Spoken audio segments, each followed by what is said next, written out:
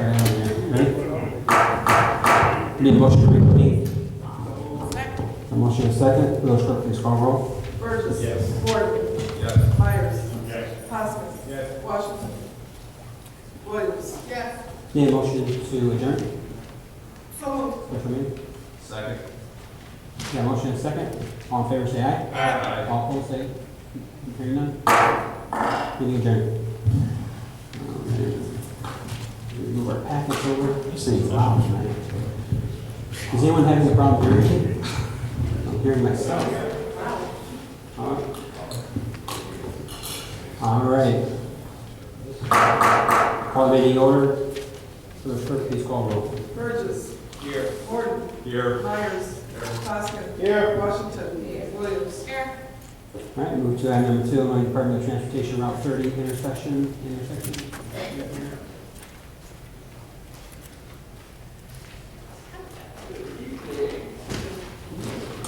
Pass that down to the corner. Thanks.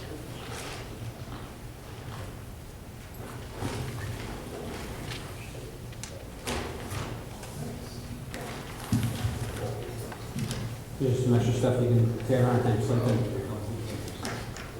Plus it clears my desktop. Anything to help.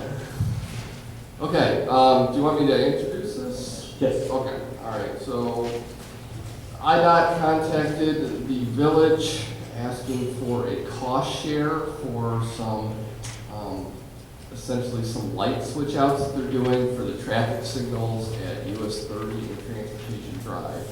So apparently they are going through their routes and trying to switch out the light bulbs to make much more cost-effective LED installations than they've currently got the standard bulbs in those signals.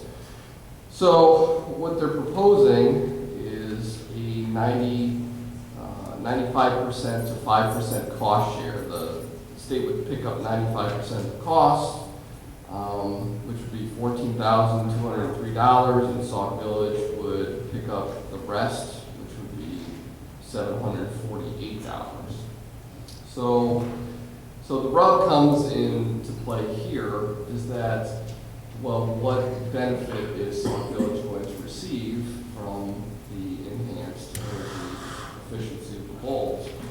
And unless you tell me differently, I'm not saying what the benefit is, because what comes down to it is the village paying the costs for the energy of that traffic signal right now, 30 Transportation Drive. And that is based on whether the village has Transportation Drive under their jurisdiction. It's my understanding that that is not the village's jurisdiction. That is a privately owned road. Now, does anybody know for sure?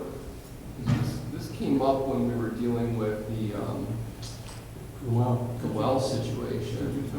Could you tell us where exactly where transportation? Oh, I'm sorry, that's roadway. Why are So you're talking about going down south?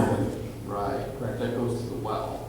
And at the time, roadway went, I keep calling it roadway, YRC. When we were going through the negotiations for the well, they were making it sound like, well, that's the village's road. And the village was saying, no, that's not our road, we've never maintained that.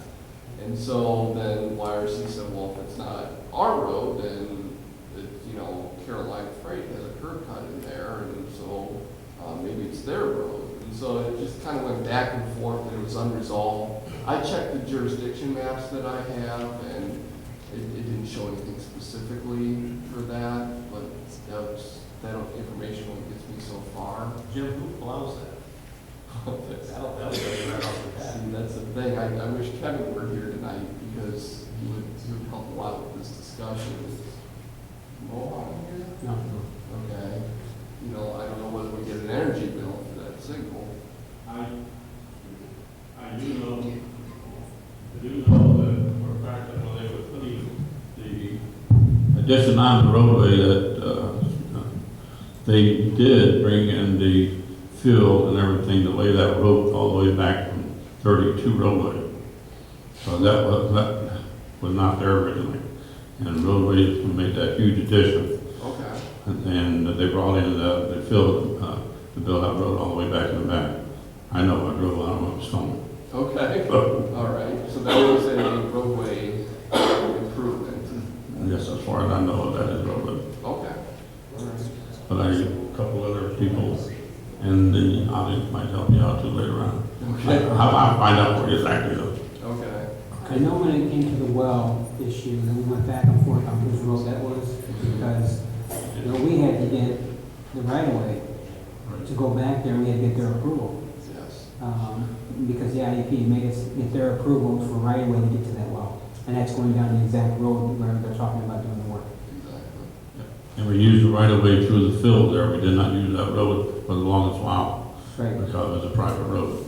correct. And we had to shut all that truck down. That's where they put them at, on a private road, and that's where the state police put them on. Trustee Burgess? Just a couple of things. Are we talking about the lights that go down that road from 30 all the way back to the end? Are we talking about those lights that are right there? No, it's just the traffic signal. Or just a traffic signal? Yeah, just the traffic signal, that's it. The one that's right there on 30. Mhm. That's it. That's all we're talking about. That's it. And then we're talking about changing out the bulb that they currently have and put LEDs in there. Yeah. No, we need better. I'm serious. We need better clarification. I don't see us, no. I mean, they should, because there's no benefit. I mean, what benefit are we getting and why are we paying to have something done that the state should be doing all 100% of? Why are they trying to share that cost with us? I mean, it's not benefiting the village at all. It's not enhancing anything. All it is just changing the bulb out. And we're helping, I mean, I don't see where there's any benefit. And I don't understand it. I don't think it's part of our jurisdiction anyway. I don't think it is. But then again, they can argue that south of that is Sauk Village, where YRC is located. They can argue that point. But north of that is Fort Heights.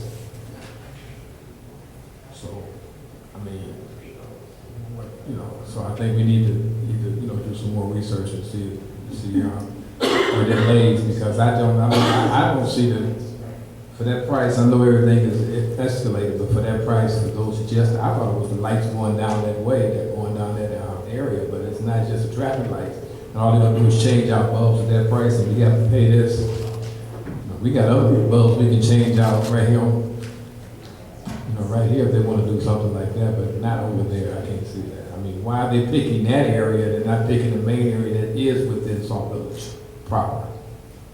Trustee Martin? Yeah, I was gonna ask a question pertaining to Torrance and US 30. I mean, that's the one, if we were to do as a municipality, that's the one I would focus on. Okay. Any other trustees?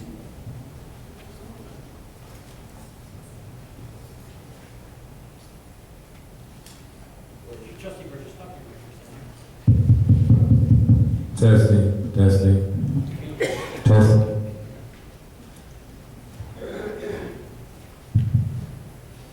All right, so what I'm hearing is we want to get a little bit more information.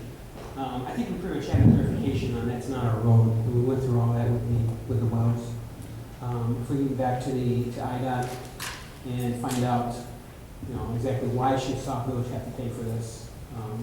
Maybe they come back with a clear understanding why they think we should have to pay this $800, $750. If it does belong to YRC in India, would they offer them the same deal?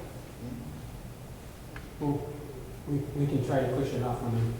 since Well, it's our it road. all comes down to energy costs, right? So, I mean, the state is trying to minimize their energy cost liabilities, so, I mean, YRC is not paying for the traffic signal. Right.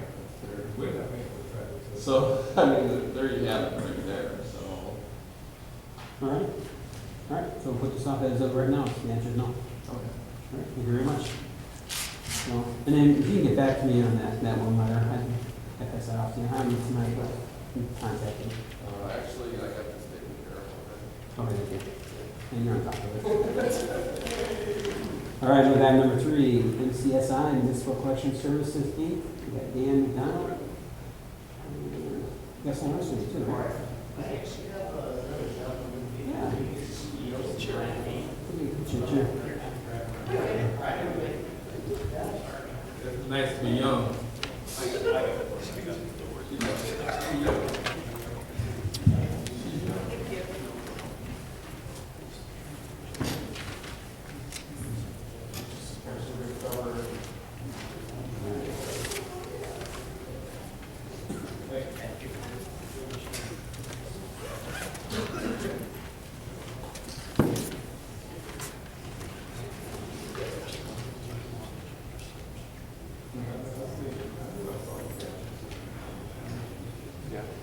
You see us?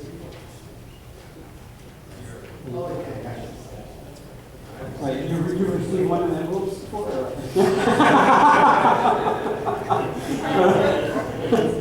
No comment. Yeah. No comment. Go ahead. I'm sorry. My name is Dan Powell, I'm the sales manager for MCSI. I'm actually the sales manager sales manager for two companies, MCSI and MSI. We'll kind of tie that bridge for you in a little bit. MCSI is a collection agency in the other sites on the line. So we kind of, so if you look at here, please. Okay. We have over 65 municipalities in the south suburban and north suburban area. I've listed a few of those accounts on this sheet. I also provided a list of all of our clients, but just some in the general vicinity: Straw Heights, Creek, Homewood, Linwood, University Park, Madison, Richmond Park are clients of ours. And I made a note on here with an asterisk on 3 of those accounts that happen to do vehicle mobilization for unpaid parking tickets. It's my understanding that the village may be moving in that direction in ordinance for move and tow. These 3 municipalities have to do something a little bit more unique in that they have a vehicle equipped with license plate recognition equipment. And it's a more automated way to be able to go out and find people who are multiple offenders may not be in tickets. The tie there in the MSI side, MSI is an adjudication software company, but we also resell LPR equipment. In Homewood, Madison, and University Park bought that equipment from us and made this a very highly automated process. Richmond Park stands out among the all the clients because they got that equipment paid for in 5 days from finding vehicles that had outstanding tickets. So,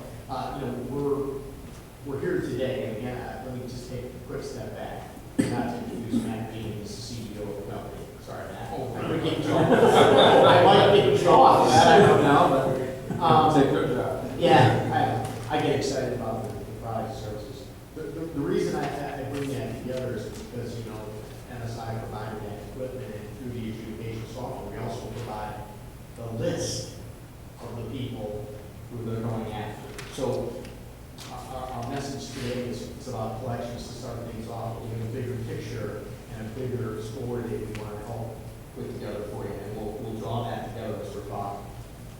So if we're moving in that direction, MCSI can certainly help. And what we do on the MCSI side is we do collections. And we're not revolutionizing what happens in collections. Collections is what it is. We're focused. We strictly do municipal debt collections. So there's a process that we have that matches up to that. We're not going after hospital debt. We're not going after credit card debt. We're not going after anything but municipal debt. And those are really thousands and thousands of small debts. Average ticket, $250. So the process is you're making a lot of calls. You send a letter out. But that's all we do. If people have gotten tickets on those, and then you send them multiple notices, and you send them a final determination, and you haven't paid, it's highly unlikely that we send them a letter that's going to take them to pay. So our role is to call, and it's to use some of the other mechanisms that are out there. One of those would be that the village elects to adopt an ordinance for vehicle mobilization. So you adopt that ordinance. What do we do on our side? We don't track who's gonna be booted and towed. We track who shouldn't boot and tow, because maybe we've got them on a payment plan. So we talk to them, we get them to make payments, we wanna let you know, hey, we're trying to agree with that, you don't wanna start looking at that person. We do driver's license suspension, paperwork. So if somebody reaches 10 parking tickets by state statute, they're eligible for suspension. We'll provide that paperwork for it, we'll send it to the police department, they can sign the paperwork and get that done. We offer convenient payment plans, we offer online credit card payments, we do bankruptcy monitoring, but we do something that's a little bit more unique, and I don't know how much you know about the IOC Local Debt Recovery Program. That's a fairly new program with the state.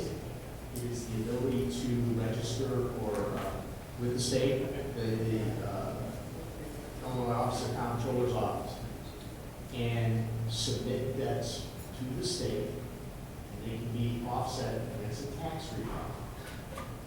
That program, most of that revenue comes during this time of the year, but it's fairly technical as far as the files that you need to prepare, the changes, and so what we do is we prepare those files for the municipality. We're not able to submit those files to the state. That's a change that the state implemented recently. We were actually submitting those files on behalf of municipalities for 15 municipalities that they got enrolled. The state has come back and said, well, we're not going to let a third-party company submit those files, but that company can still prepare the files, and that's what we do. We do the heavy lifting to prepare the files, get them ready for you, and you can submit those. Now, it's my understanding that if you're not in that program yet, but there's some interest, in order to do that, you pass an ordinance, you get an intergovernmental agreement going, and you have some enrollment forms that have to be done through the state. But if you decide you want to move in that direction, we can help you with that as well. The tie that I was talking about on the MSI side, just to digress a second, MSI is adjudication software, but not just a hearing system software. It's mobile solutions. Police officers can run that software in their squad. So it's getting away from handwritten tickets. It's becoming more efficient. And those tickets can be issued through the laptops in the squad, but the same process flows through as your adjudication system. People don't pay, they make it off the collections. We collect it, we push those payments back into your adjudication software, so there is efficiencies that can be gained down the road, and that's certainly the first stumbling block would be the collection services, but we think there's a bigger picture that we will be presenting as we develop the relationship. From a standpoint of the collection pricing, I believe that you embarked on collections with a 65-35% split, may still be under that structure. We're proposing a lower rate, a higher return, so a lower commission plus a higher return. And if the municipality determines, and I don't know if you're doing this today or not, if you're adding collection fees, or you're thinking about adding collection fees, you can certainly do that. Our agreement is structured in such a way that if you want to add collection fees in, you do that by adopting an ordinance that says you want to add collection fees. And our structure, would be such that you add those collection fees in, or if not, if you're working under where the tickets escalate, they get to a certain level, you send them to collections. Our rate is about 3 points better than what you initially contracted for. So why would we be a good solution? Well, we think the long term, and because we've got a lot of clients, we do, if you have Chicago Heights, if you've got Linwood, it's quite frequent that somebody who gets a ticket in Chicago Heights, Linwood, Madison, Richmond Park, they also get a ticket in Sauk Village. We deal with a lot of repeat offenders. It also means that we found in Chicago Heights for a Chicago Heights ticket, you've got their contact information, so it makes that so much easier because we tie those together. Like collect a Chicago Heights ticket, I can collect a Sauk Village ticket, I can collect a Richmond Park ticket all in one call. So as we gain more market, it makes that a better efficient system. You can see some of the results. Bellwood not being close here, but still a large municipality, 38% return. Chicago Heights 25, Country Club Hills 28. Case request 48, 04 is 42. You've seen the list, there's 67 or 68 people on the list. I don't have the recovery for everyone, but you get a snapshot. There is no real average recovery rate. That's a number that's hard to predict because, Sauk Village may not compare to Oak Forest, you may not compare to Lake Forest or Vernon Hills or London Line, which are all clients of ours. So, and we do different debt too. Primarily parking, local ordinance, building code. We do red light violations for municipalities. We do utility bills. Chicago Heights has us do their utility bills. So we deal with a lot of different type of dynamics there as far as the debt is concerned. I guess with that, is there any questions, or by kind of giving you the broad stroke of who we are and what we do? Yes, my first question, you're going to get, your money will be based on collections, correct? There's no contract. Well, there's a contract, but there's no fee. There's no upfront dollars. It's everything is based on if we collect, then we get paid in use day. Okay, what type of contract are we talking? See this one. Yeah, I can go through the details of that. I mean, I can go through the contract is typically a 36-month. It has 1-year extensions on it.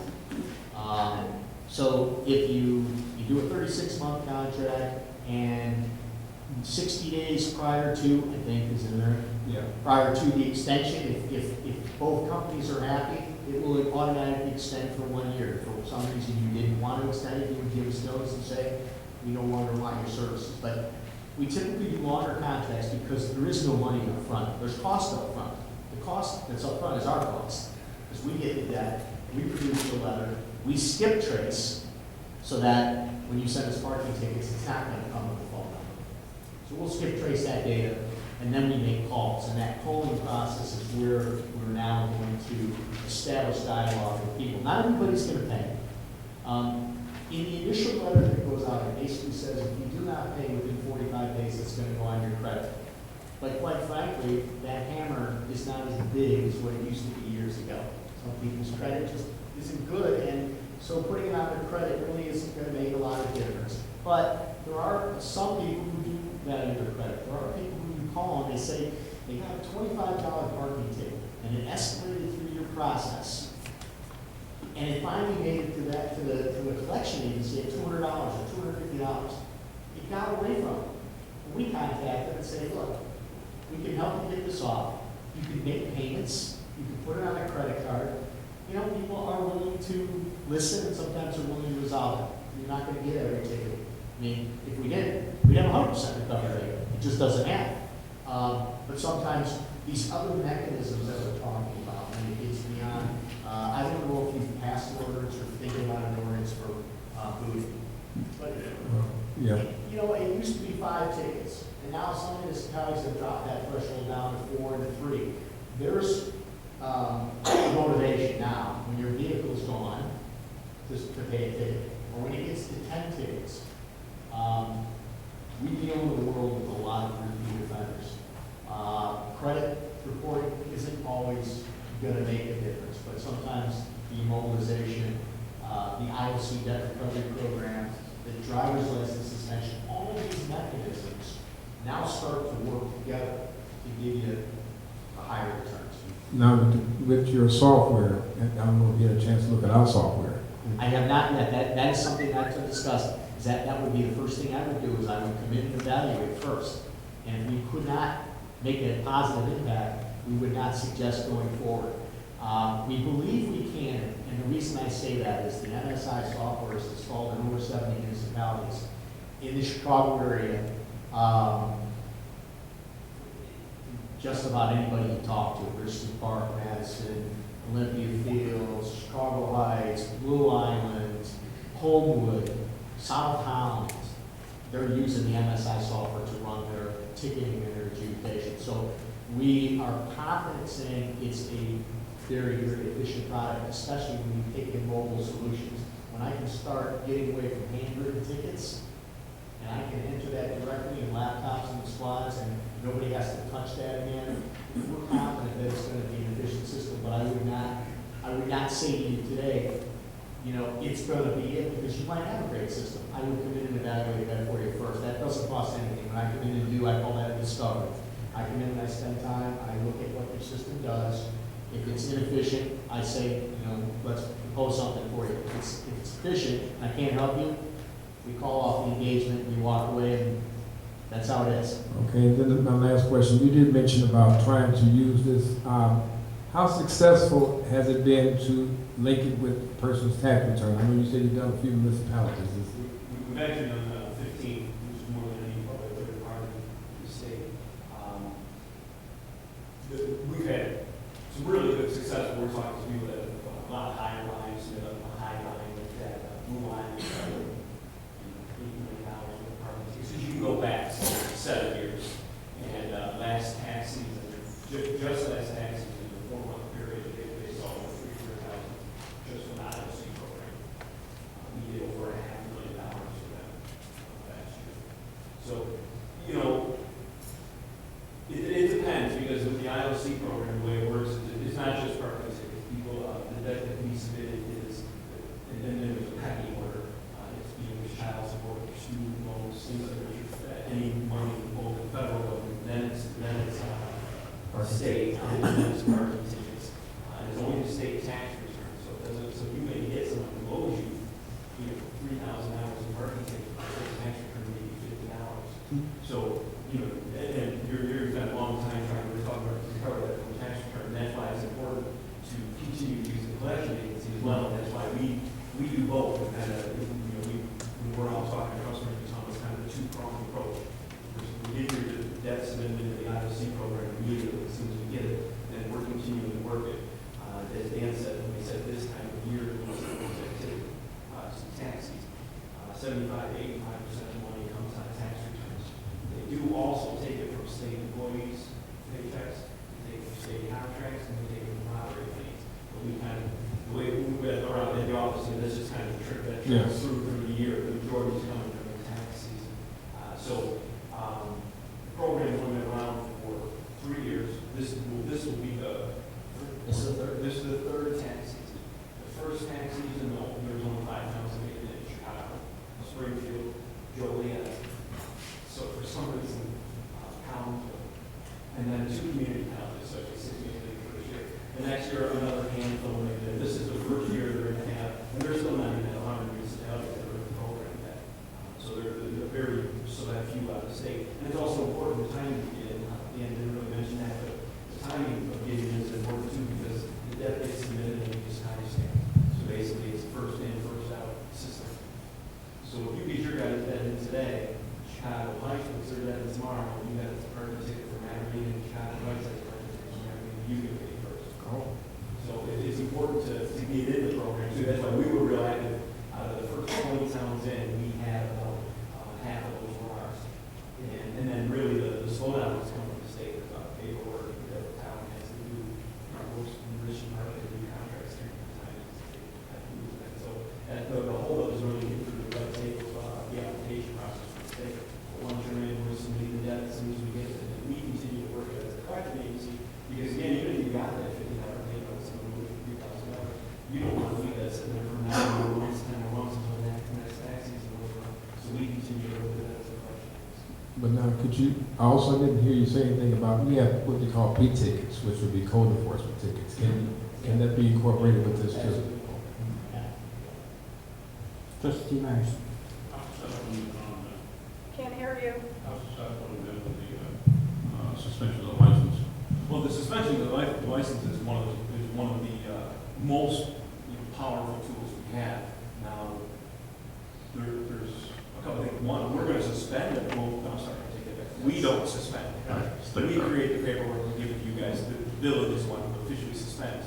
Once a person is suspended, don't get me wrong, we get people who get the notice they're getting suspended, and they'll come in and pay us right away. They're a truck driver, they have a job where they need to drive. We also have people who get suspension notices, and they come in 8 years later and pay us because they find, an honest story. We had a guy just last month pay us because he's been living in New Mexico for the past 8 years. Well, New Mexico and Illinois Secretary of State fined him synced.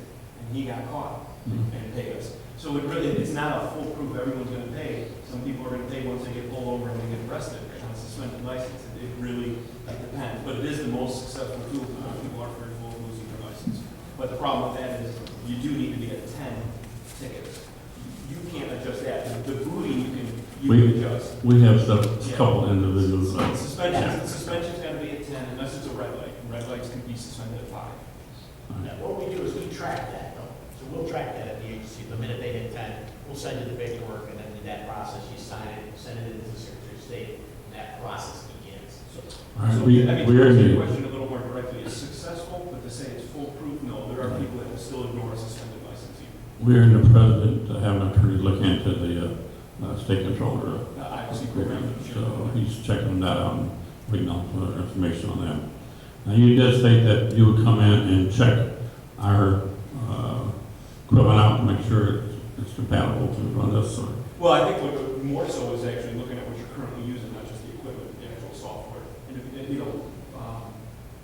we've been doing this since 1991. We started out with adjudication software, that's really all we've been doing. So we have all the bells and whistles with the online credit card payments, like Dan said, the mobile solutions, moving tone, everything tied in. If Dan was to come in and evaluate your guys' system, you guys were as efficient as you could be, that's where we're going to say, hey, there's no reason to spend the money to go to us. We can still talk about behavior collection agency, but there's no reason to switch to software. It's really going to be more of an evaluation of your process and the software you use to manage it, because 9 times out of 10, we can go into a town and make them more efficient and give them some cost savings. okay. And you can't give us a rough idea of the percentage that we would get back from from a $100 ticket? you mean recovery rates? Yeah. Once it goes to collections, you mean? How much you get back? Well, I mean, what you'll get back we collected, I can tell you that, you'll get your 68%. Okay. But how many we collect, Dan's got it in here, typically the first year it starts out lower because you figure the first couple months we get that, like Dan said, you get a parking ticket, you don't get a phone number. Because most people, you're collecting medical data or credit cards, you have someone's phone number. We don't even get someone's phone number with the parking ticket, we gotta find it. We got about 400 or 500 for you, so you'd be all right. So we'll All right. trace some numbers, and it could take us 2-3 months to get a hold of the person. So the first year is really starting to consolidate everything and get going. Year 2, what we typically see is we'll see anywhere between a 10 and 20% recovery. Then once you hit year 3 and you start getting suspensions and we start getting booty and we start getting it affects people credit, we'll get up to we can see anywhere from a 20 to 45%. So you're saying it would be up to a year before anything would be done? Oh, no. I'm saying it'll be up to over 2 years till you really peak. Okay. But no, you'll see money come in, right away. It's just, it's a process to get it to peak, I guess is what I'm saying. And we this document, it basically has that, and this is taking into consideration if you started from ground zero and you had no debt that we started with no debt, and you gradually started sending that debt over to us, this is what that would look like. We always paint it as if we were a new client. So that's the worst case scenario. So that kind of gives you a general idea of what the return is. And you've got the rates that we've got these other lines right there. I just like to hear it from you. Sure, absolutely. Any other questions? All right, I would ask that this be put on the agenda for next Tuesday night for approval. You have a card? Does anyone have a problem with the consent agenda, or? So you should be saying so. All right, if you have a problem with the consent agenda, make sure that the village clerk knows, so make sure it's set on consent.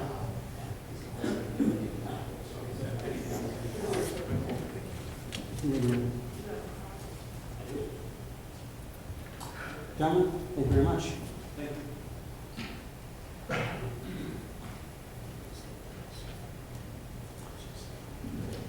All right.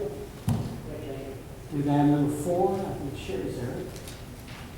Okay, we have recommendations from the liquor commissioner and the deputy liquor commissioner here. So, she's deputy. You're the deputy liquor commissioner. I'm the liquor commissioner. Huh?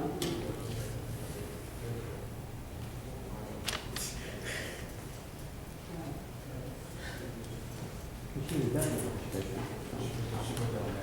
Yeah, she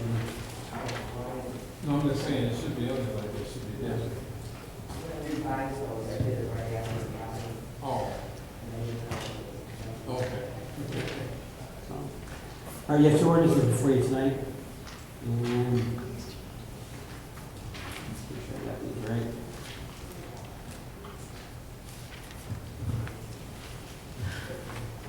Let's look at the, what's wrong with the office, this one here.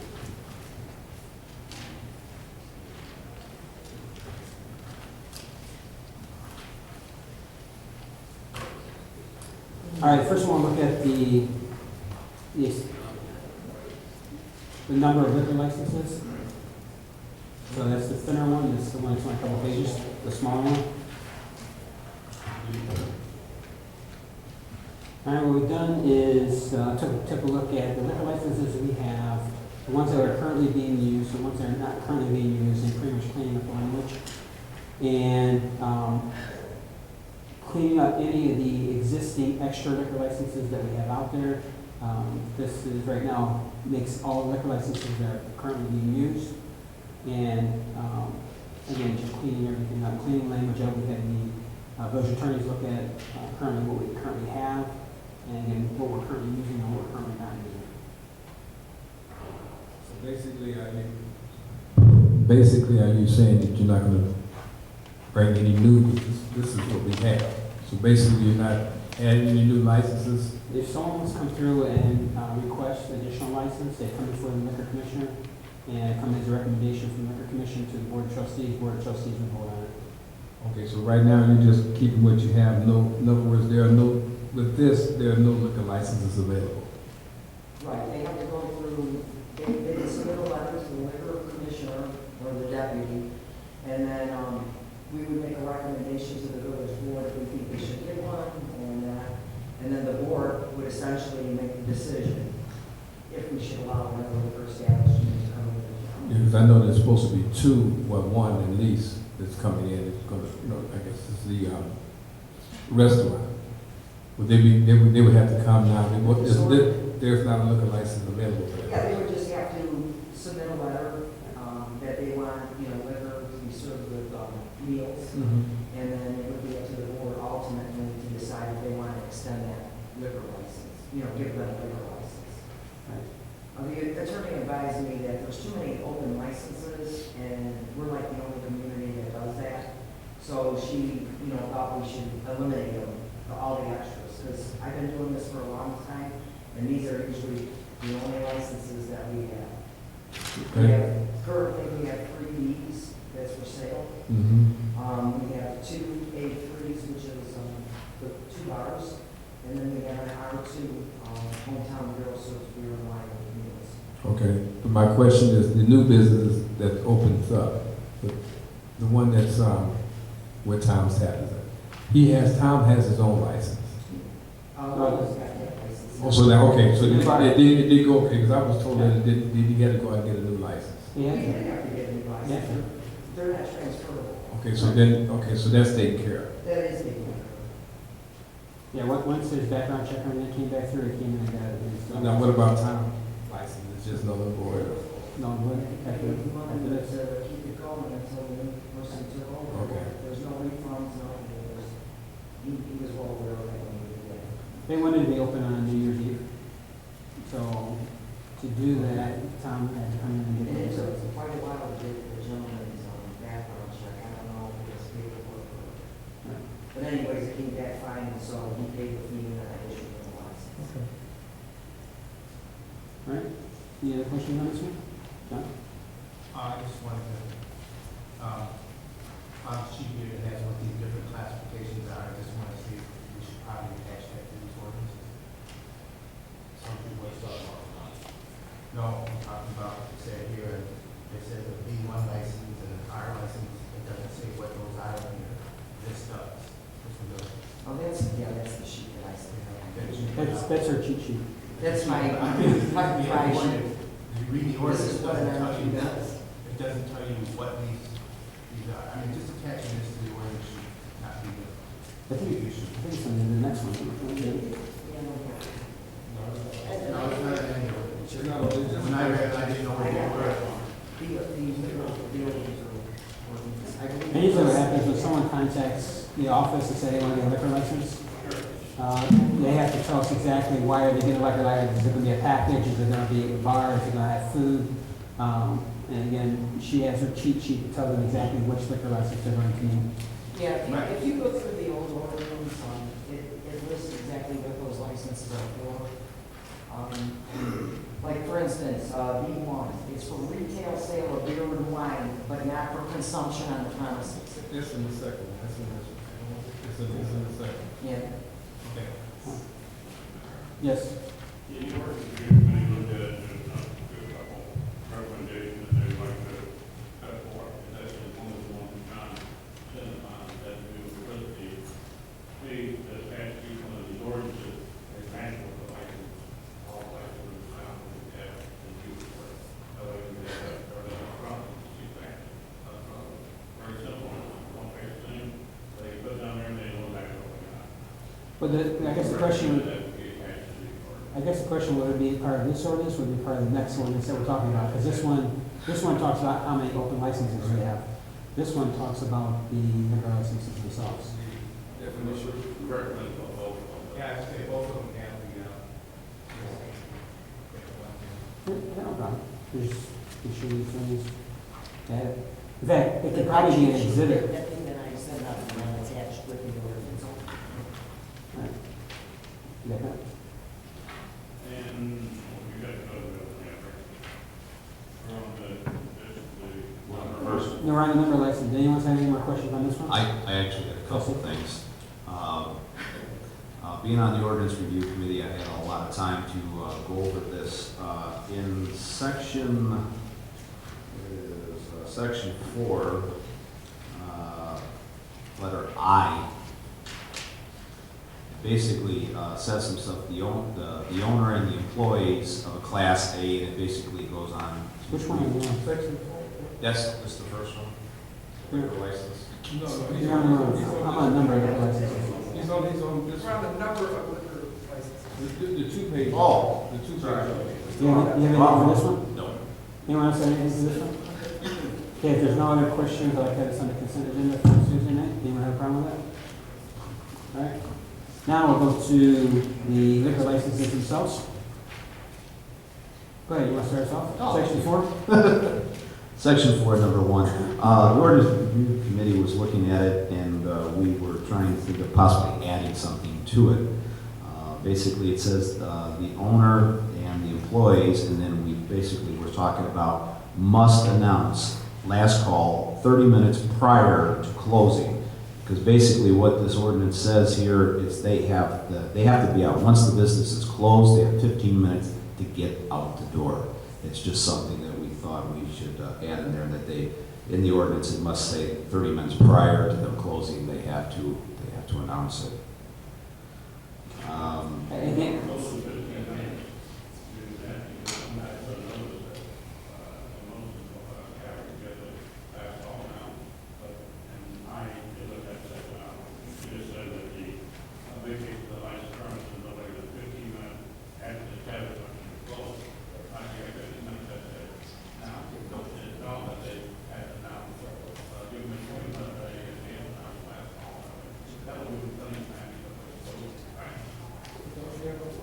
Don't you have something that shows what happened, what the hours are in place? All right. No, I'm talking about the establishment. No, I'm talking about, shouldn't they have a hours though, where you go? Oh, okay, yeah, that's what I'm saying, that makes sense, instead of telling you the last call, we close at 4, we close at 4. Let me double check, because again, remember, we are bound, as liquor commissioners, we're bound by state statute also. So we can't do anything over and above state statute, but because we're not home rule community. So let me just double check if it's possible, double check with the attorneys. I've got no problem, if the board wants to add that a certain amount of time, and he mentioned 30 minutes, that the owner and its employees must announce last call, but I have to double check with the state statute. The other thing the committee would like to bring to the board is that on K, said the closing at 6 p.m. on Christmas Eve, they licensed the attorney that would be feasible to consider for days, Christmas Day. It's K. You know, I know what the reason is, but I guess the question is, what's it known as? It's known as Christmas Eve. It's known as New Year's Eve. You spelled out New Year's Eve. Right, New Year's Eve is out there, Christmas Eve is there. It's a holiday that's celebrated throughout the entire United States and other countries. I don't have a problem with saying Christmas Eve, and I don't think there should be a problem with this. This again, that language hasn't changed. It's the same exact language that was on there under the previous ordinance. I'm just bringing back to the comment from the interview. Right. Is this new, Mayor? What's that? K. No, it's the same language. So that means we have establishments that close that they can't serve liquor at 6 p.m. That's right. Yeah, it's always I been like like that for us. Okay, I didn't. And New Year's Eve too? New Year's Eve is 4 a.m.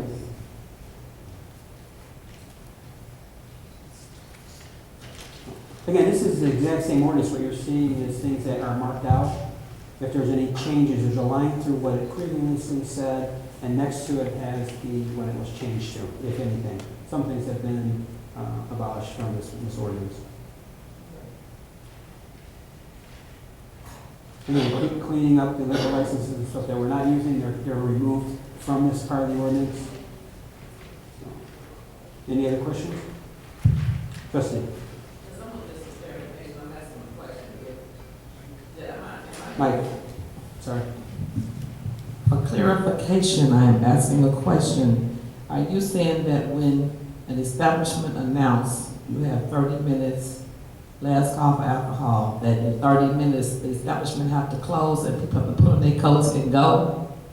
I think what they're asking for is a last call. Last call is usually if the establishment closes at 4 o'clock, they're saying at 3:30 in the morning, they have to say, this is the last call because by 4:15, the place has to be cleaned out and everyone has to be done. Right, according to the ordinance. Again, and that, nothing has changed, that's the way the ordinance has always been written. I've heard that statement quite a few times. I never knew that people had to go, they had to leave. That's what I want to know.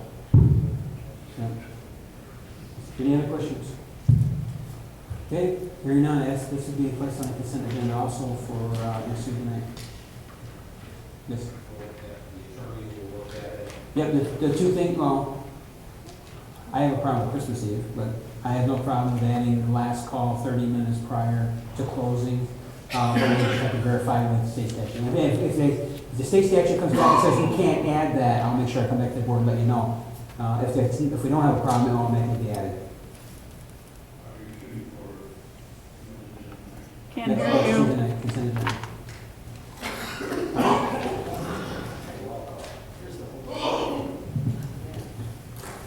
All right, Sherry, you're here, so that's good.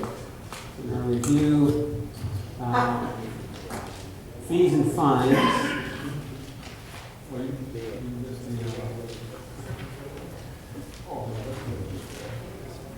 Okay. Number 5, fees and fines. Some of the things we've looked at, and then the top page is a summary. And we'll just start with here. If you look at the projected, we've done 4 or 5 years back up, what we brought in, again, some of these fees and fines, shows you what they are. Projected for 2014, 2015 with the increased fees and fines is an additional $48,000 to the village. And then what we do is, if you want to look at going through the proposed, what you see is, when you're looking at it, what the current fee structure is, and in the far left-hand or right-hand corner is the proposed increases. So the first one talks about liquor licenses and the increases. So what we've done with liquor licenses is an increase of $300 across the board. To give you an example, if they're paying a $500 semi-annual, it jumps up to $800.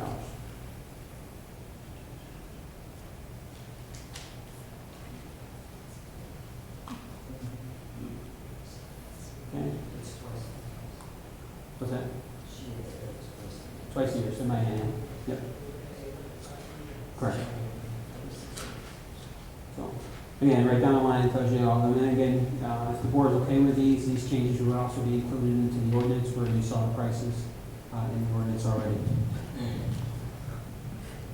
Yes. I got a question. Have we looked at other municipalities in our area and finding out, you know, are we just coming up with these numbers, or is this something that we've studied, you know, Linwood, Dyer, have we looked around, and this is like kind of status quo? And you know, we've asked around, I've talked to some of the mayors to find out what they're charging. This pretty much brings us probably what some of the communities are charging. Some other communities might be less than us, but it's been how many years since we put a raise? These have never been changed, and I've been here 17 years. There's never been any increase in communities. Right, everything before you, there's increases. But the first one is the liquor licenses, then we get into the second page, looking at animals, it gets into dogs and cats. When it comes to fees, asking for a $3 increase for, right now, who has a neutered or a sprayed animal, or they're paying a $7 license fee, we're raising that to $10. And then for licensing fees for cats and dogs who are not sprayed, it's 25. Okay, then I was trying to figure out that arrow was from. So it went from 15 to 25. The third page. You guys have a question? No.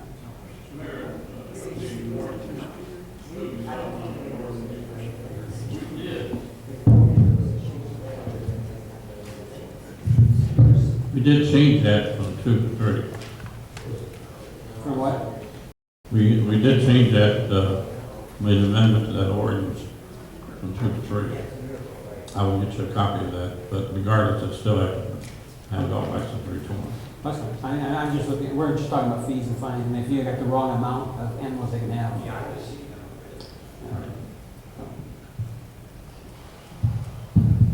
All right, third one gets into, if you want, special fees, I guess if you want to call them.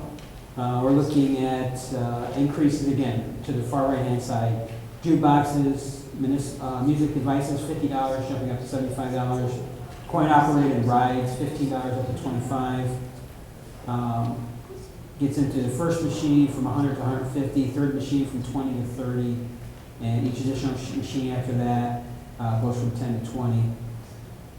When you get into billiards, pool halls per table, from $25 to $50. Seasonal ice cream related products per vehicle from $30 to $50. We got vendors per month from $15 to $25. Manufacturing facilities going from 0.003 to 0.005 per square foot. Retail service facilities, less than 2,000, going from $50 to $100, 2,000 to 5,000 square feet, from $100 to $250. Over 5,000 square foot, from $100 to $250. Scavenger licenses, right now it's $500 a year, going up to $750. Service station for dispensing nozzles from 20 to 30. This is one, the truck terminals, can you decide?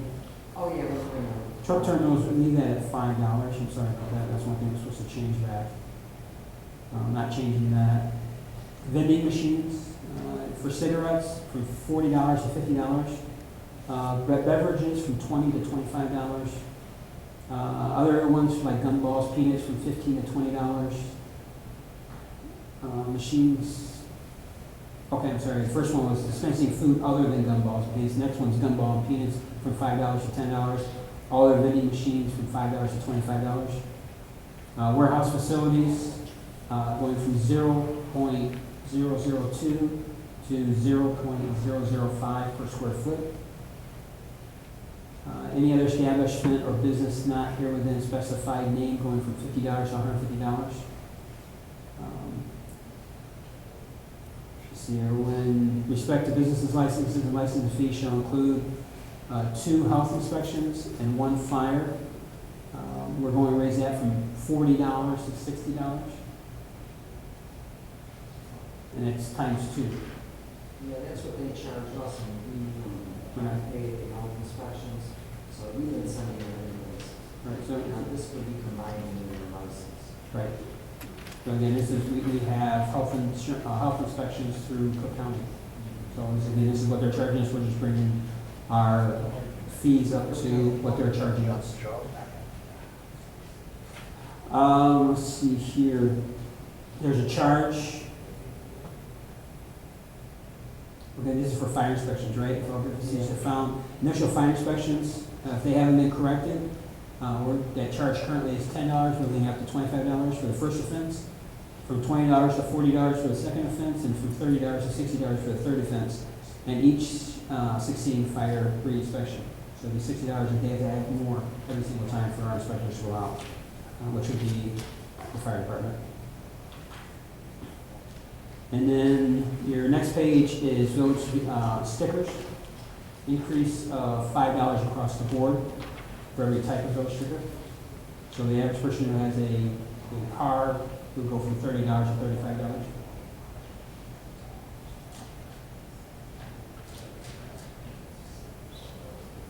Next page, increase for duplicate windshield decal. This is for a village sticker. If you get a duplicate one, going from $5 to $15.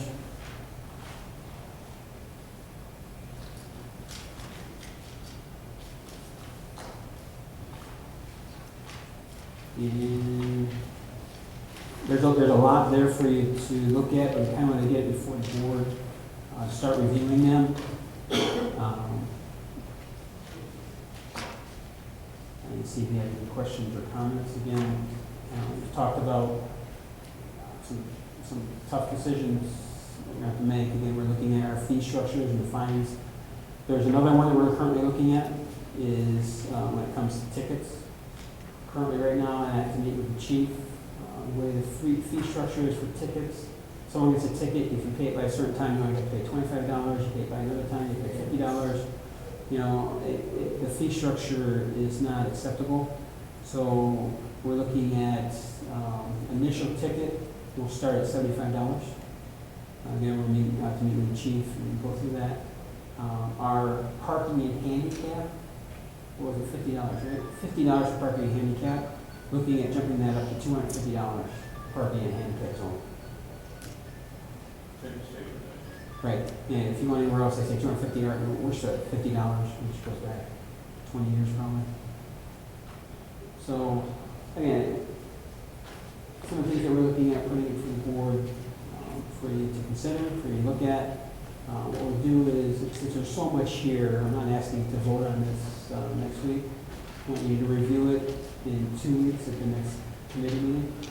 We'll come back, bring your questions, your comments. If you think there's something else that should be raised, or you think there's something that shouldn't be raised, bring those comments back to that meeting. If you want to talk to me prior to that, just stop by. We can discuss something if you want to know some reasoning behind some of the raises and stuff. But, yeah, the business licenses and the liquor licenses haven't been licensed either here. I think they were the same as, so, right. I mean, it's, if the license fee is like $250 per year, it amounts to like $20-some, $21 a month that some of these businesses will pay. I can tell you when it comes to the liquor licenses, we're not making anything. And I'll tell you why. It's because on Fridays and Saturdays, we have to have additional police officers working the late shift, which means they're getting paid time and a half. And a lot of times, if there's any issues that they're working over, they end up working a double. So you think of the amount that we're bringing in per year, which currently right now is about $1,800. Currently, so it's $900. $5,960 a year. for 7 months. Okay, for something that stuff like that, we're bringing in $5,000, almost $6,000 in for the all of our liquor licenses. You look at our overtime alone and the police department alone. So, and a lot of that overtime can be contributed to have additional police officers on the street because of the late hours. And because if anything happens, they end up working a double because they have to stay, if they arrest anyone, if anything happens. So it's costing us. So and even these raises to the liquor licenses, it's pennies, but again, it gives us a little bit extra.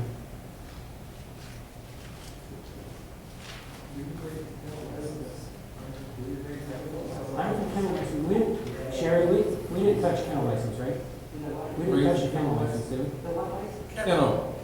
The kennel, is 45 a year. We didn't talk about it. And that covers all, There were three. Three or more. that's what I'm talking about, so they don't have to buy a license for each. Oh, no, they need a license, they need to buy a license for each animal plus pay a kennel license. I think it's It's three or more. 45, because I checked with the ordinance and So you didn't change that? No. no, I didn't touch the kennel, we didn't. No. But, you know, I'm open, if you think it should be raised. I just saw you raise everything else.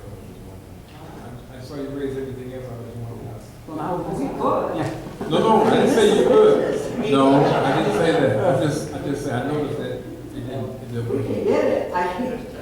I- It's something you think you might, And also, is there a, seniors that you I don't raise? think We're gonna touch the seniors. Okay, so there was no. Seniors still get their village sticker for It's just- $5, one per house. one per household. That's what I'm saying. But I do have a question about the land. I know you said bring it back, but I want you to think about it. The two times that section 74, 250, duplicate windshield decal. Yep. If someone buys a car and they can't take the decal off their car, but then they come here and they ask you for another decal, you say that you got to pay $15. Oh, for the duplicate? Yeah, no, for- So, one of them, I'm just saying, if someone can't get it off their car, and they buy another car and they can't take it off, they have to come pay $15 to get it off. And most of the time, the car dealer we're buying it from, They they can't get it off. remove it, they got the heaters, they go and they remove it. But if they can't, it breaks apart. They have to pay another Another $15. $15 for a duplicate. But we don't sell, what we say. We don't sell that many duplicates. Okay, I'm just saying, I mean, you know, is there a given time?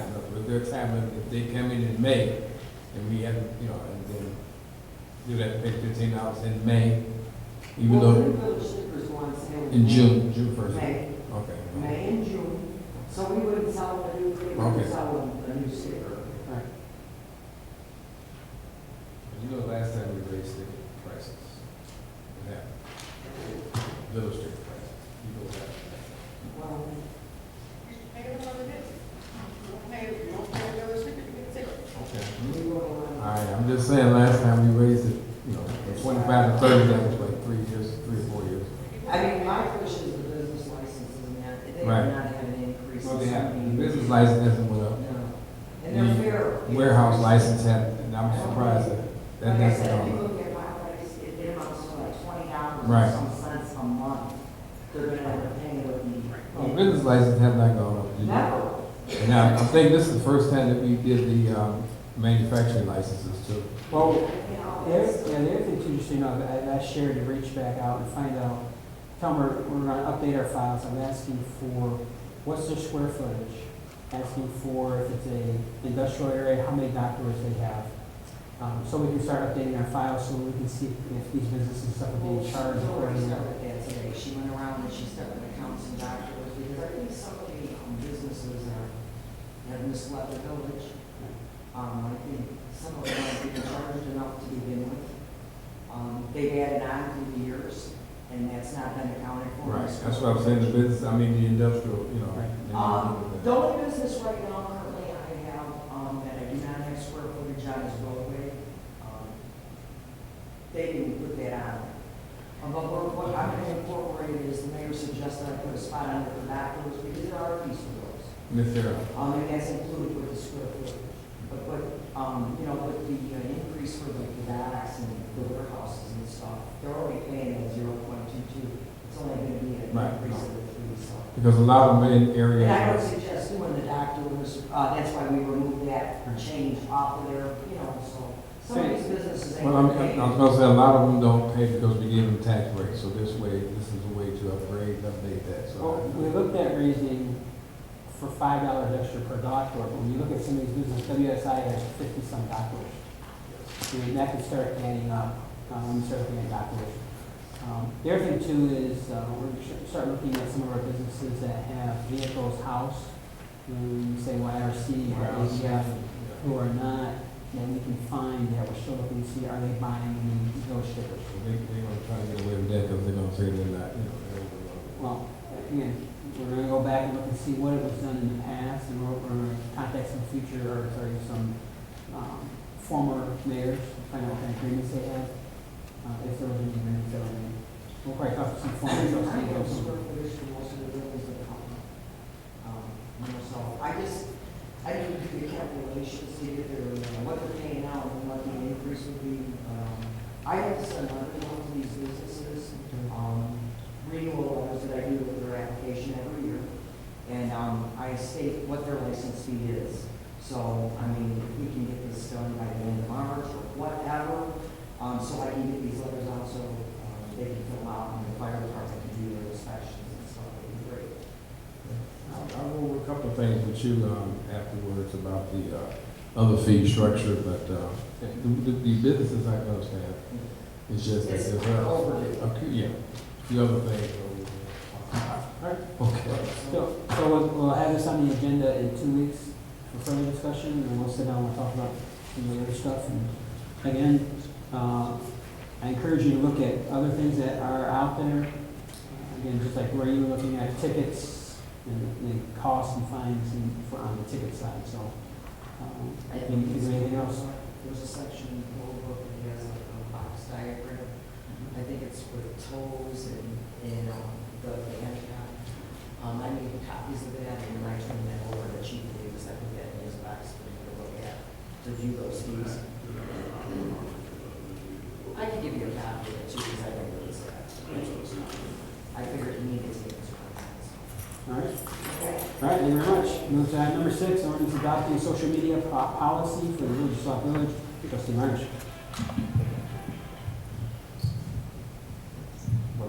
If the trustee recalls, this was in front of you maybe about a month or so ago, and Chief Olivis requested that he would like the opportunity to run through, see if how close his match. Well, come to find out, as I mentioned to him that night, it's almost a mirror to his policy. So he gave it back to me, and he said he has no problem with it, making it. His matches up pretty close. I checked with the other departments.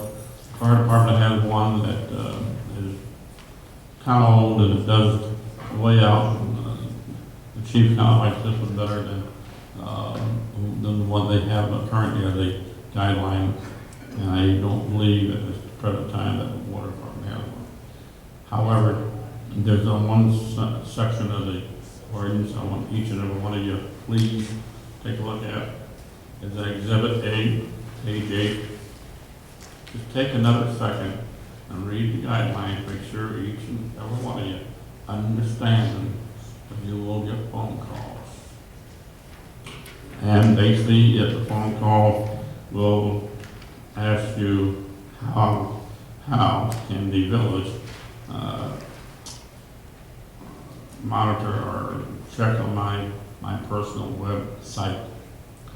The attorney says to inform me that if you are an employee of this village and you do write something pertaining to whatever, and it is in violation of this ordinance, we do have a right to ask to see your personal computer and look at that. So I just want you guys to make sure that you look at that one, that I just added. And please, if you have any question, you can call Mr. Barnes, who would be glad to explain it to you. But otherwise, it's almost a mirror policy to the PD, and it matches up to at least 4 of the other communities around the area. So, Mr. Mayor, once again, I'd like to ask that this be put on the agenda for passage of next week. Thank you. Does anyone have problems or issues with this? Not going to put it on the consent agenda?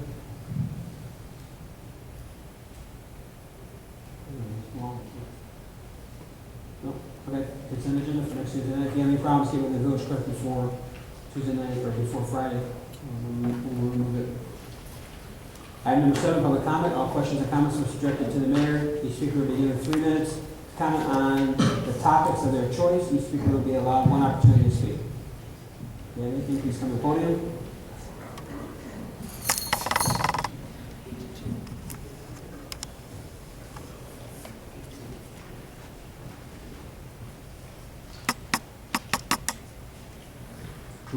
Please state your name and address for the record.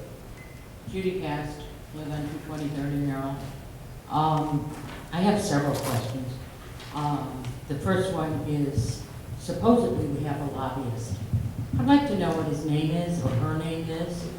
I would like to know who they report to, and if they reported, what if they reported, what are they doing? We just got a lobbyist, but we have no idea what they're doing. They're twiddling their thumbs or whatever, we don't know. Did we sign a contract for this? And how often do they report in, and do they give us any ideas as to what they're doing and how they're doing it? Secondly, I'd like to know about the red light ticketing. Did we sign a contract for that? And if so, what's being done about that? Is it going to be installed? When is it going to be installed? And where is it going to be installed? And how much is the cost to Sauk Village? The third thing is the letter by the clerk talking about a voters voting on Tuesday, the 18th of March, 2014, and that is in reference to charging us $2 a month for network connection, basically for 911 emergency telephone system. And I don't understand how they already got a date and put through so quickly without talking about it, at least not to the people. I don't get on the internet, so I don't want to hear about what's on the internet. My question to you is, if you have any at all idea about giving our dispatch service to another municipality to run for us, why in the hell would we agree to pay $2 a month for something that we're not going to be using? And then we'll get another surcharge because we'll be using the other municipality and we've got to pay them. We've got state-of-the-art equipment here in Sauk Village. If we need an update and we need a $2, I have no problem with that. But if you're going to farm it out to somebody else, then we'd be paying twice. And I disagree with that. And I think the people need to know that. If you have any idea at all about giving our dispatch service to somebody else, then we don't need this election, let alone the $2 increase. All right. Hopefully I have a question. The name of our lobbyist is Al Ronan and Associates. Al Ronan. Yeah, I think it's Al Ronan Inc. or Al Ronan Associates. They are in Springfield and they provide us updates probably about monthly or bi-monthly. In fact, we're putting together some information for them. They're getting ready to go back into session in, I think it's March or April. So I have projects that we're presenting to them. In fact, it just so happened I grabbed it with my paperwork tonight. It's sitting on my desk. Road construction projects, priorities. We prioritize roads. We're looking at infrastructure, water infrastructure improvements. We're presenting loops that are needed in Sauk Village. We're looking at additional lines. I can tell you, I've got everything right here that we're putting together, we're still working on, so that our lobbyists can take it to Springfield and present it and try to get some money. We know that the governor keeps on talking about, there's all kinds of money out there for infrastructure projects. So our audience is hitting the governor. He's been talking to our state reps. In fact, I know he has because I just talked to, who was that? LG Sims, if I remember right, and he knows that he knows them and he knows he's already been talking to him. So he's out there and trying to get money for Sauk Village. So again, these here that we're presenting, this one project alone for road construction projects, we're presenting $1,982,000 we're asking for on that project. And I go through looking at the cost, and total, if it has a total cost. On this one here, for total project costs, we're asking for $5,150,000. These are all for infrastructure. Again, we broke it down by priority. So they're taking this stuff to Springfield, so I'll tell you on that one.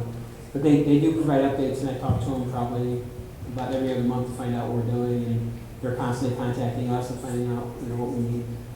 Some grants and stuff out there that are out there, they're a percentage, which the village doesn't have money, so there's nothing we can do. We can't take a 80-20% or 90-10, especially on $1 million project.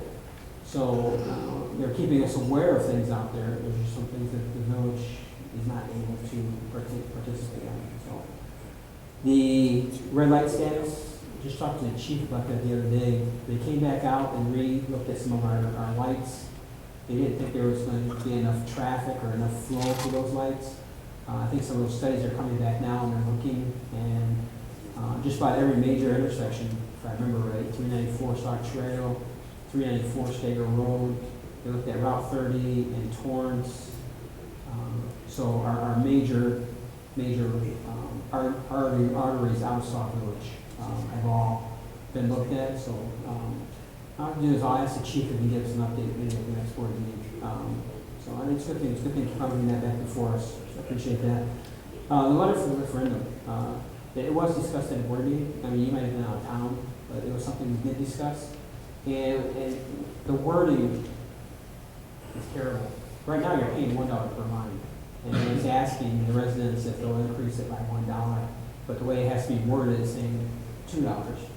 But currently, you're paying $1 per line. The referendum is asking for an increase of another $1 per line. The money is coming in. 911 brings in what was it, like $70,000 a year. It doesn't even pay for what needs to be paid for.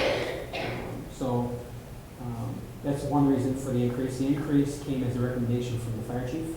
In fact, he came the night that it was discussed. So that's where we're at on there. I know there's a lot of talk around town about the dispatch center. All you say is it's a hard decision. It's a decision that the board's going to have to make. Now, I was a dispatcher for cadet when I was a cadet. So, but again, we talk about hard decisions and tough decisions. Nothing's come before this village board yet. Is there people contacting us, other agencies, saying, hey, we could do a joint dispatch? I know I'd say yes, they are. But it all comes down to the numbers. And what's the numbers? I can tell you right now, we're paying almost $600,000 a year for our dispatch center. So, I would have to look at the residents and say, if someone came back to me with a cost savings, if another company came to a cost savings and said, I can save you $300,000 a year, how many of you can honestly sit there and say that I shouldn't even look at it? I mean, we have to look at how much money we can save. And at the same time, my heart's in there. I mean, I ran radios, I answered phones, I did ride-along program, I did filing over there when I was a cadet. So it's a hard decision. But I sit here almost every single meeting for how many months saying that this board's going to make tough decisions this next year. So, we're making tough decisions. And maybe something that we don't want you to consider, we're keeping an open mind about it, and we're looking at it and saying, is it a cost savings for the village and for the residents? So all I can tell you is, it hasn't come before this board yet. So when the dispatch center, if it ever does come before the village board, I'll be looking to the residents for advice also. But in the end, it's the amount of money, if there's any money that can be saved, we will continue looking for ways that we can save the residents money and be able to take money, because again, it was part of the state of the village address about how we're in financial difficulties. So we have to look for ways to be able to continue moving forward. It does us no good to say we can make payroll, we can barely make pay our vendors' bills. You know, we have to be able to continue going forward. So that's where we're at there. Again, the way it's worded is difficult, the referendum. And the referendum did go through committee. It was voted on. It did get sent in the way it was supposed to. So it's all part of, it came up the next time that there was a voting for the people to vote. And that's where it came into March. I think it's March, right? Yes. So, all right. Any other questions or comments? Anyone? I have several questions and comments. My name is Francine Anderson, and I live at 1606 216th Street. I sit here and I just heard your discussion on saving the village money, but I also have some concerns about this that is put forth about the 911 center and the emergency phone and where you're going to increase the money. I just heard you give an explanation on how that is going to help pay some of the money because you're not actualizing money. But then I also know that this board agreed and increased salaries for every employee of this town who is already well paid, who just received an increase in their salaries. Then I also heard you say the $600,000, but I also know that you budgeted $500,000, $500,000, in which you gave our law firm in your recent budget. So I am pretty perplexed about what you're presenting. And I just also read through your Sauk talk, which gave a real good summary of what you perceive as being 2013 accolades or accomplishments and where you plan to go in 2014. You repeated several times that you plan to save the village residents money. I wish you would be very clear, or if you can, sir, can you break it down so that even I can understand it at an elementary school age level, because the explanations you just gave did not add up. 1 + 1 is 2, not 3, 4, 5, or 6. I would like to understand how the increases that you are proposing in the fees, in this election piece, are going to save the village residents money. As of this point, it has not added up at all. I continue to see money leaving my pocket, and I'm not increasing services. The employees here are well paid. They have excellent benefits, and I think they are benefiting more than any resident in this town. The next question I would like to have, is there any way that our streets can possibly be cleaned on the day of the snowfall, not the night after? That should be the end of my question, sir. All right. Thank you very much. When it comes to salaries, just so we're clear, I mean, salaries aren't part of the 911 increase, the fees and stuff. Again, so I just want to make sure we do that. Again, salary increases are most of the time because of union contracts that the village has to negotiate. So as much as we try to keep the amount of our raises down, we're still dealing with union contracts and negotiating. So we come to that. Attorney bills, the attorneys came up, what was it, about a couple months ago, 2 or 3 months ago. They showed compared to a year ago how much money we saved.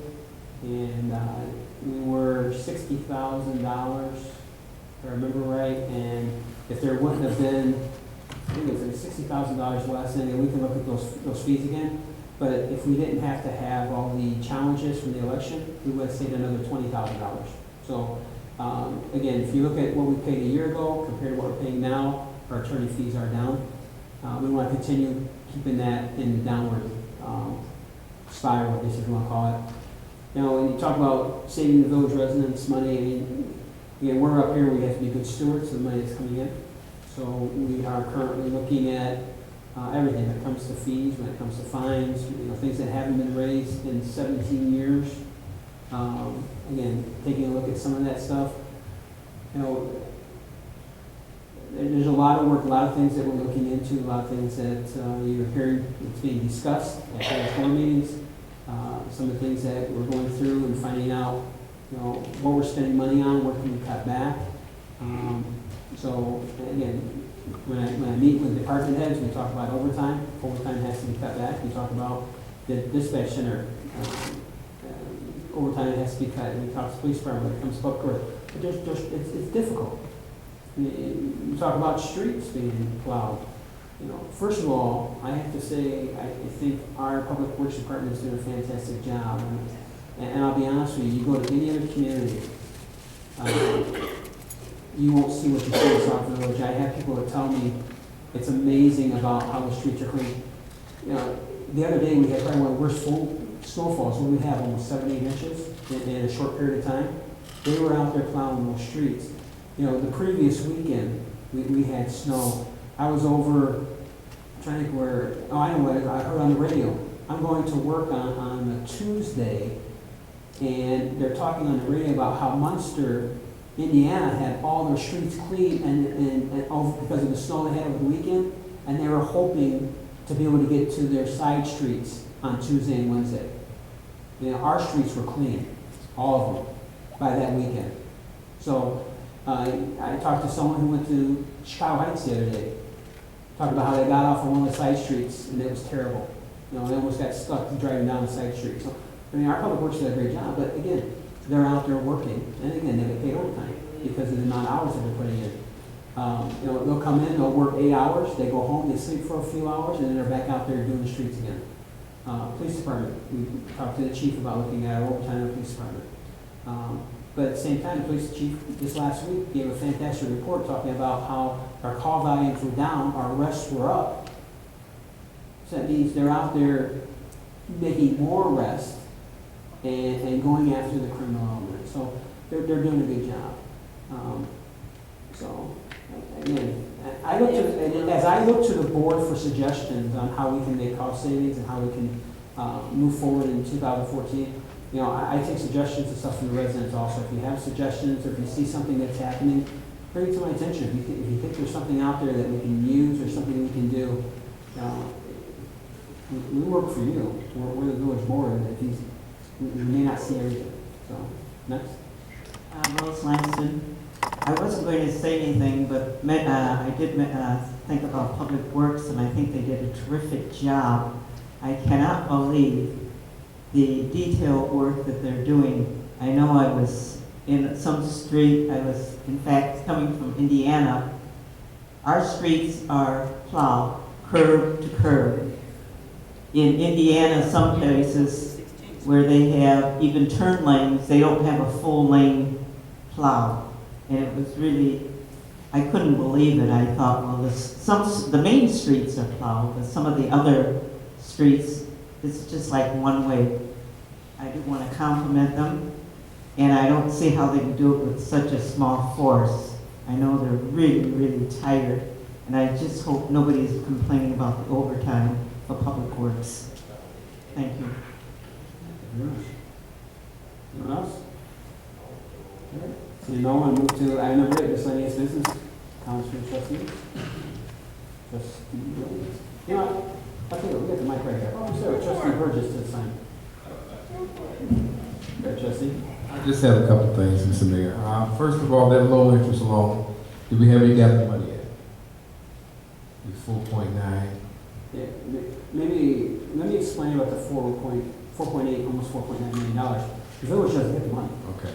What happens is that money's already put aside in Springfield. We do have the money, if you want to say. And what happens is as the work's being done, the bills get sent to the state. Of course, I have to sign off on them, and they pay the money. If you remember looking at the loan, it says so much money went for engineering, so much money went for buying stuff, so much went for construction. So as that work gets done, I get the invoices submitted to me, I sign off on them, and then we send them to they're working through Robinson Engineering. They verify everything, and then everything gets sent to the state, and the checks get cut from them. The village doesn't cut the check. If it was up to me, I'd like to have $4.8 million sitting in the savings account so we withdraw the interest, but we don't withdraw the interest on it. Okay, the second thing, we did send out for bid, Jim is gone now. We do have a company that's going to do the construction, correct? We already approved it. That's what I'm saying, we do have that, so therefore we already know.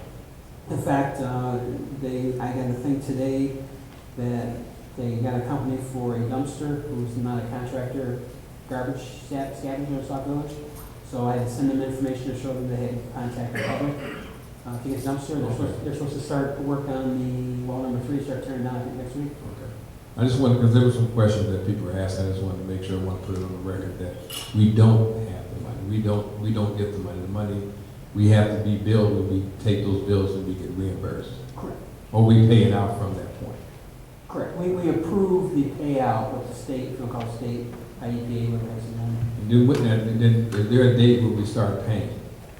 Not until after the work, it's after 3. After- All the work has to be completed in 365 days. After 365 days, So after the work a year. is completed, then we start. Start paying it, okay. Just wanted to clarify some things, okay. That's all I have? Good thing I can remember. I'm surprised I remember anything, I am more out. Just the Just a couple of things. As a reminder, judges are still needed for the essay judging for Student Government Day. Judging will be here next Wednesday, at 6 o'clock. If you'd like to be a judge, please contact myself or Village Clerk. And we're still looking for donations for Student Government Day. And again, if you'd like to donate, please contact myself or Village Clerk. And the Community Outreach Partnership Committee will be meeting here on the 25th, next week, Tuesday at 6. And we have the mayor. Do we have an executive session?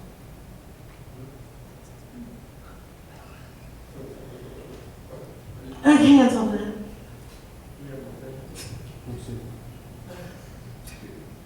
Yeah, I tell you what, we can do is we can move the executive session to the end, if you'd like. Community Outreach Partnerships will be meeting here next week, Tuesday at 6 p.m. We've invited the mayor and the chief of police to be present for that meeting. And I am looking forward to being here. Oh, I thank you. So if the village clerk would please contact that presenter, let them know we're going to move to the end of the meeting. We would thank you very much. That's all. Thank you. Do me a favor, can you send me an email or write me, because it's on my day timer. Trustee Myers. Just a couple of things. Sherry, we're on Thursday about 1 o'clock to go over some of this stuff tonight. All right. And then we dealt with the freezing temperature below 0. We dealt with 70 some odd inches of snow. Well, starting tonight, we're going to get the rain. So just be careful, and you're going to probably get some flooding. They made a report tonight that the groundwater had no place to go. So, and I have to comment that our public works did a good job on this last spring snowstorm. That's all I have, Mr. Mayor. Thank you. Thank you. Trustee Washington. Thank you, Mr. Mayor. Just one really quick thing. The alerts that we get from the village clerk about different things that's going on in the village, I was just wondering, is there another way that we can disseminate that information to other entities in the village, like the schools, since we do get so many alerts about schools being closed and schools opening delayed, and the businesses? I've been talking to several residents about the alert. A lot of people don't know about it. A lot of people don't have computers. I thought that there was a flyer in the back, like a fourth of a sheet, that gave the instructions on what you could do to get those alerts to your phone. And as I was in the plaza talking to some residents about it yesterday, they were very excited to know that we had that feature in the village, but they didn't know anything about it. So I was wondering if maybe we could put some in the library and at the different schools, maybe in the offices, so parents can know. Maybe we could talk to the superintendent and see if they could go home in the bulletin with the students so that the parents can know. It's a great feature to have. And I don't know any other municipalities that's doing it. There may be some others, but I don't know of any. To just have your phone to get alerts to let you know what's going on in the village. It is, I want to know about approximately how many people do we have participating? Well, at this point, we're almost at 100. And it has also been on the Sauk Village marquee for about 2 weeks now. So I've been telling everybody I can. I've been asking others to tell others. And it's been posted in the hallways in Sauk Talk. As a matter of fact, there's several school board members who are on the e-class.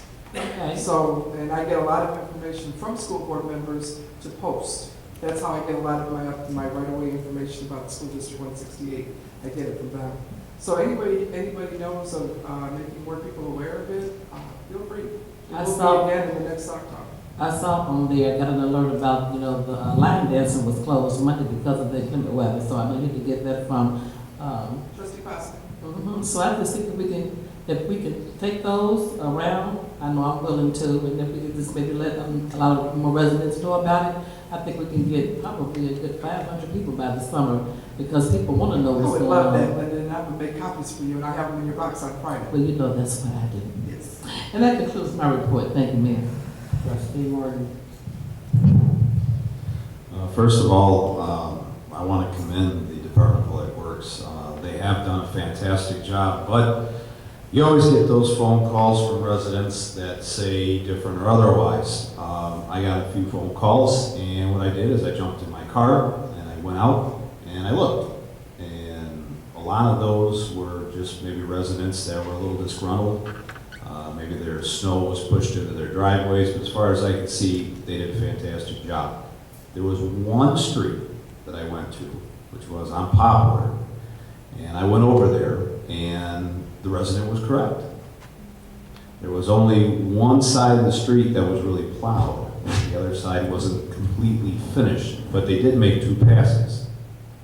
So what I did is I found out who the foreman was on that night, went out, and I spoke to him.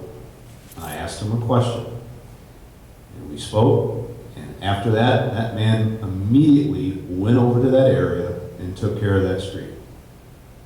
I mean, I don't know what else, these employees could do. I mean, anytime we have a problem or concern, I've told them, and they go on it, Johnny on the spot. So my hat's off to them. Just to let everybody know, I'm surprised Mr. Myers didn't say anything. We need to focus on our fire hydrants. A lot of municipalities are doing this. If you have one in front of your house, dig it out. If you would be so kind to help the municipality out, do it at your own discretion. But of course, if there's a house fire and the fireman can't unscrew that, that's going to be a definite problem for either your house or your neighbor's house. Also, your storm drains. If you can get to those storm drains, better start chipping at them, because like Mr. Burgess said, if the water has nowhere to go, it's going to start puddling up. So if you can clear off your storm drains or try to clean them out, it'll help you out. And because what it's going to do, it's going to puddle, and then it's going to freeze, and then it's going to turn into an ice skating rink, and then somebody can fall. So at your own discretion. That's it. Thank you. Thank you, Mr. Mayor. First of all, I'd like to add my thanks to the Public Works for the good job they're doing keeping the streets clean. I think they're doing an incredible job. Just want to bring up to everybody that not tomorrow, but next Wednesday, the 26th, will be the pet clinic over at the community center, where they will be offering shots for the animals here in town.